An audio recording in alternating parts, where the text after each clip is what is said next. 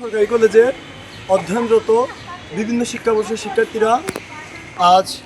মৌলভীবাজার সরকারি কলেজের অধ্যক্ষ মহোদয়ের বরাবর আমরা স্মারকলিপি পেশ করি। আপনারা জানেন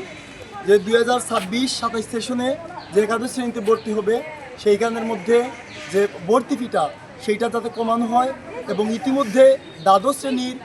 ভর্তির জন্য যে ফি নির্ধারণ করা হয়েছে আমরা মনে করি এই ফিটা অতিরিক্ত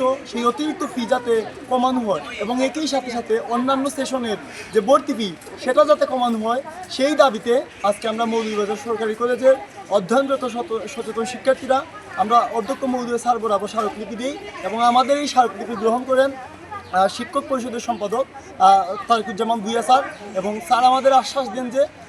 এই বিষয়ে স্যার প্রিন্সিপাল স্যারের সাথে কথা বলে তাদের শিক্ষক পরিষদের সাথে কথা বলে এই ভর্তি ফি সংক্রান্ত স্যার তাদের যে বক্তব্য বা মতামত সেটা জানাবেন।